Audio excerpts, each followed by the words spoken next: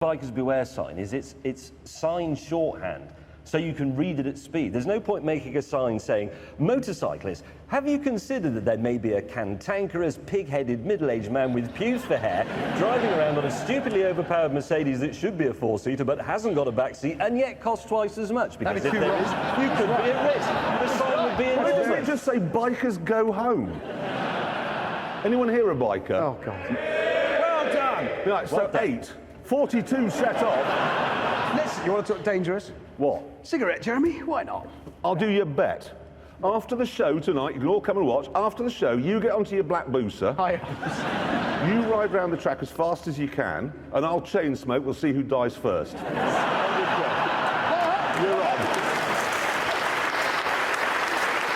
Yes. A ridiculous bet. Anyway, that is the end of the news, and we must move on. As we know, caravans are a menace. We all know that. And the reason for this is very simple. Nobody who tows a caravan has had any training, which means they're a bit frightened, which means they drive slowly, and that means they clog up the British countryside all summer long. Motorhomes would appear to be a better option, but here we have a problem because there are only really two types. There is the American RV, which is extremely cool, but far too large, really, for European roads. And then there is the British alternative, which is much smaller. It's much easier to drive on our roads, but it really is rather tragic. Yeah, so with that in mind, our producers came up with a plan. They said we each had to build our own motorhome, which would be small enough to work in Europe, but still cool. The rules were simple. Whatever we made had to have sleeping accommodation, cooking facilities, and a bog. And then they said once we'd finished them, we had to meet up for a series of challenges.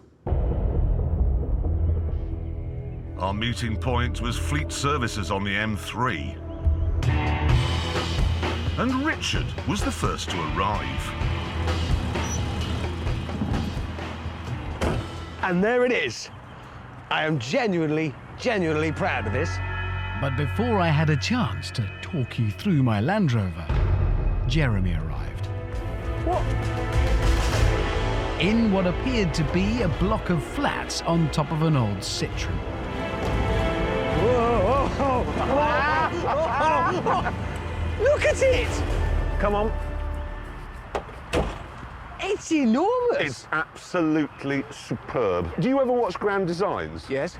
Yeah, you do? Yes, Kevin I have. McLeod Yes, programme. Kevin McLeod, yeah. Every single thing they build looks like this. The indented windows. It's modern, it's crisp. No, and he'd love it. He'd love to